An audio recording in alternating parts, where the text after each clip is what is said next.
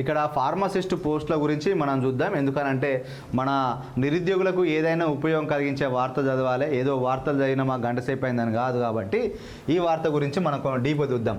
633 pharmacist grade 2 పోస్టుల notification 5వ తేదీ నుంచి ఆన్లైన్ ద్వారా దరఖాస్తులు. 5వ తేదీ నుంచి ఆన్లైన్ ద్వారా దరఖాస్తులు. తుది గడువు 21 నవంబర్ 30న రాత పరీక్ష. కాంట్రాక్ట్ అవుట్సోర్సింగ్ వారికి వెయిటేజ్. నోటిఫికేషన్ జారీ చేసిన మెడికల్ బోర్డు 15 రోజుల్లో 3 నోటిఫికేషన్లు. మొత్తం 3967 పోస్టులు. వైద్య ఆరోగ్య శాఖ నుంచి 15 రోజుల వ్యవధిలో 3 నోటిఫికేషన్లు జారీ అయ్యింది. ఈ మేరకు వైద్య శాఖలో ఉన్న 633 ఫార్మసిస్ట్ గ్రేడ్ 2 పోస్టులను భర్తీ చేయనున్నారు. మంగళవారం బోర్డు కార్యదర్శి చెప్పడం జరిగింది. 250 స్టాఫ్ ఇవన్నీ వేసిండ్రు. సో దీనికి సంబంధించి అక్టోబర్ 5 నుంచి 21 తేదీ వరకు అక్టోబర్ 21 తేదీ వరకు ఆన్లైన్లో దరఖాస్తు చేసుకోవచ్చు. తర్వాత 23, 24 తేదీల మధ్య ఎడిట్ చేసుకోవచ్చు. నవంబర్ 30న రాత పరీక్ష ఉంటుంది అంట. సో టైం తక్కువ ఉంది మీకు. అక్టోబర్ నెల ఉంది, నవంబర్ నెల ఉంది. ఒక 2 నెలలు దాదాపు ఒక 65 రోజులు మాత్రమే మీకు టైం ఉన్నట్టుగా ఉంది. బాగా చదువుకోవాలి. ఇందులో కంప్యూటర్ బేస్డ్ సిబిటి అంటే కంప్యూటర్ బేస్డ్ టెస్ట్ ఇంగ్లీష్లోనే ఉంటుంది. ఆ నోటిఫికేషన్లో పేర్కొన్నారు. ప్రభుత్వ ఆసుపత్రుల్లో కాంట్రాక్ట్ అవుట్సోర్సింగ్ పద్ధతిలో పనిచేసే వారికి వెయిటేజ్ కల్పించారు. ఇందుకు సర్కారీ దవాఖానలో పనిచేస్తున్న ఎక్స్పీరియన్స్ సర్టిఫికేట్ను జత చేయాల్సి ఉంటుంది. అలాగే అభ్యర్థులు తెలంగాణ ఫార్మసీ కౌన్సిల్లో తమ విద్యార్థి ధృవీకరణ పత్రాలు రిజిస్టర్ చేసుకోవడం తప్పనిసరి. జూలై 1 నాటికి 46కు మించి ఉండకూడదు. ఎస్సీ, ఎస్టీ, బీసీ, ఈడబ్ల్యూసీ అభ్యర్థులకు 5 ఏళ్ల పరిమితి సడలింపు అంటే 51. దివ్యాంగులకు 10 ఏళ్ళు ఇచ్చారు. ఎక్స్ సర్వీస్ మెన్లకు ఇంకా 3 సంవత్సరాలు వయో పరిమితి ఇచ్చినట్ట. 80 మార్కులకు రాత పరీక్ష పాయింట్ల ఆధారంగా. పోస్టులను 100 పాయింట్ల ప్రాతిపదికగా భర్తీ చేస్తారు. రాత పరీక్షకు 80 మార్కులు, మిగిలిన వెయిటేజ్ కింద 20 మార్కులు కలుపుతారు. అభ్యర్థులు ప్రభుత్వ ఆసుపత్రిలో కాంట్రాక్ట్ అవుట్సోర్సింగ్ పద్ధతిలో పనిచేస్తే వెయిటేజ్ కింద 20 పాయింట్లు కేటాయిస్తారు. ఇందులో గిరిజన ప్రాంతాల్లో కనీసం 6 మాసాలకు పైగా వైద్య సేవలు అందించాలి. మిగిలిన 2.5 పాయింట్లు కేటాయిస్తారంట. ఇక్కడ ఈజీగా జాబ్లు వస్తాయి. ఫార్మసిస్టు ఎవరైనా కాంట్రాక్ట్ బేస్డ్ జాబ్ చేసినంటే అంటే ఎవరికైనా 100 మార్కులకు ఎగ్జామ్ ఉంటే ఇక్కడ 80 మార్కులకు రాత పరీక్ష పెట్టి పాయింట్లు 80 మార్కులకు రాత పరీక్ష పాయింట్ల ఆధారంగానట. మొత్తానికైతే 80 మార్కులలో కొంత వెయిటేజీ కలిసే అవకాశం ఉంది.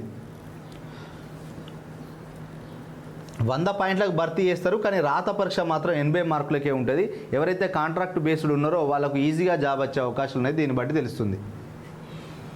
అంటే ఏ జోన్లలో కూడా ఉన్నాయి. మొత్తం 180 తెలంగాణ వైద్య విధాన పరిషత్ హాస్పిటళ్ళు. అదేవిధంగా జోన్ 1లో 79.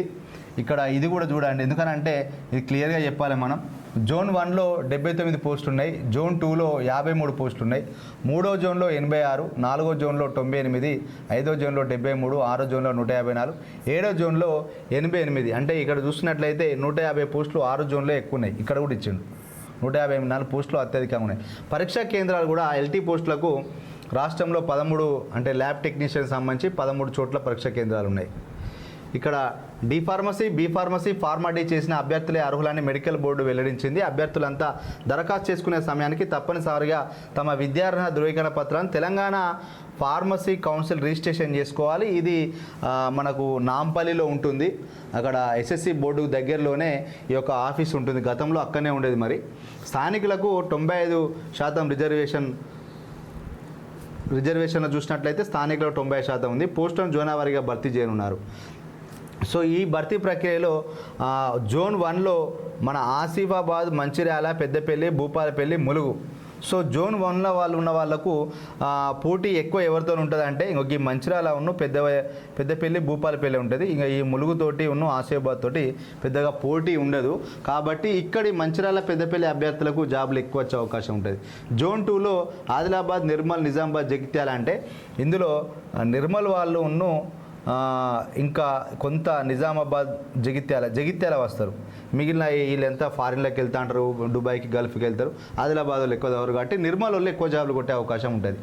జోన్ 3లో కరీంనగర్, సిరిసిల్ల, సిద్దిపేట, మెదక్, కామారెడ్డి. అంటే ఇందులో సిరిసిల్ల తప్ప మిగతా అంతా పోటీ ఎక్కువ ఉంటుంది. జోన్ 4లో కొత్తగూడెం, ఖమ్మం, మహబూబాబాద్, హన్మకొండ, వరంగల్ చూసినట్లయితే ఇందులో హన్మకొండ వాళ్ళు ఇక్కడ ఈ ఖమ్మం వాళ్ళు ఎక్కువ జాబులు కొట్టే అవకాశం ఉంటుంది. జోన్ 5లో సూర్యాపేట, నల్గొండ, భువనగిరి, జనగాం అంటే ఇందులో జనగాం తప్ప మిగిలిన వాళ్ళందరికీ ఎక్కువ పోటీ ఉంటుంది.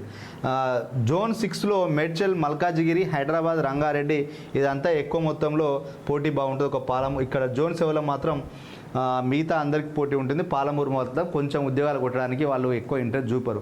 సో ఇది మనం ఇప్పటిదాకా చూసాం. ఏంటంటే ఉద్యోగాలకు సంబంధించిన నోటిఫికేషన్ ఏదైతే ఫార్మసిస్ట్ ఉద్యోగాలు ఉన్నాయో అభ్యర్థులు దీనికి అప్లై చేసుకోండి.